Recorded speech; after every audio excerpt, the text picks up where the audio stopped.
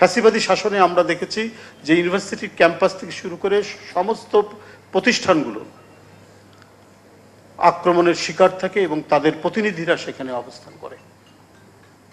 আমরা সেই পরিস্থিতির মধ্যে এখানে আমরা লক্ষ্য করেছি যে ঢাকা বিশ্ববিদ্যালয় সহ সমস্ত বিশ্ববিদ্যালয় সেখানে প্রচণ্ড প্রতাপে ফ্যাসিবাদী শিক্ষকদেরই এখানে হয়েছে, মানে কি বলে যে তারা ওইভাবেই চালিয়েছেন শেখ হাসিনার মত অনুযায়ী, শেখ হাসিনার পরামর্শ অনুযায়ী, শেখ হাসিনার দুঃশাসনের একটা অনুষঙ্গ হিসেবেই কাজ করেছেন। অনেকে বলেছেন যে শিক্ষিত লোকরা, বড় বড় গুণীজনরা তো বিশ্ববিদ্যালয়ে পড়ান, তারাই তো শিক্ষক, তারা শেখ হাসিনাকে সমর্থন করছেন, তাহলে নিশ্চয়ই মানে শেখ হাসিনার এমন কিছু গুণাবলী আছে বা সে এমন কিছু চাচ্ছে যেটা রাষ্ট্রের জন্য ভালো। নো, ফ্যাসিস্টদেরকে সমর্থন করেছে এরকম বিখ্যাত লোকও আছে। তাই বলে কি ফ্যাসিস্ট শাসন আপনার ইতিবাচক? ফ্যাসিস্ট শাসন কি মেনে নেওয়া যায়?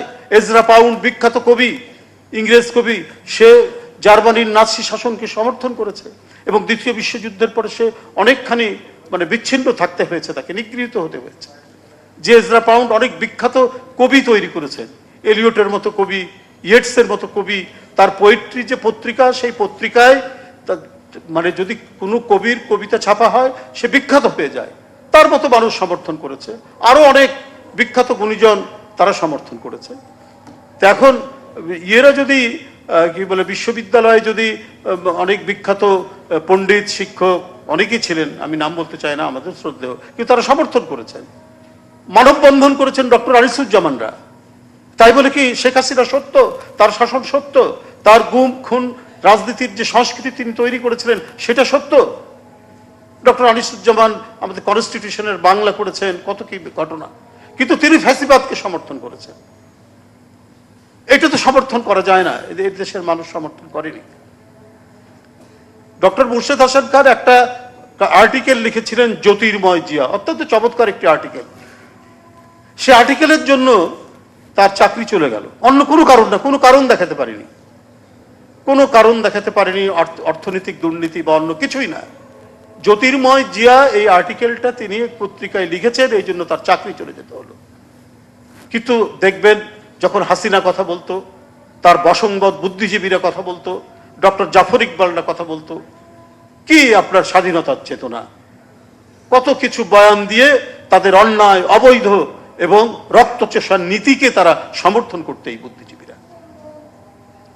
ওবায়দ ভাই সুন্দর ভাই বলেছেন যে, ওবায়দ ভাই ঢাকা বিশ্ববিদ্যালয় ক্লাবের সভাপতি, আমরা প্রায় তারা দাওয়াত দিলে আসতাম, আমরা স্ত্রী সহ এসেছি ক্লাবে। তখন মুর্শেদের চাকরি নেই, এসেছি একটা প্রোগ্রামের মধ্যে, মানে জাস্ট একটা খাওয়া দাওয়ার প্রোগ্রাম, ওখানে এসেছি। তার একদিন কি 2 দিন পর দেখছি আমাদের ছবি, মানে ওই সিসি ক্যামেরায় আমাদের ছবি মানে ধারণ করা হয়েছে, সেটা টিভিতে দেখানো হচ্ছে, আমরা সেখানে বসে গোপন ষড়যন্ত্র করছি। আর ষড়যন্ত্র কি নিজের স্ত্রীকে নিয়ে করে নাকি?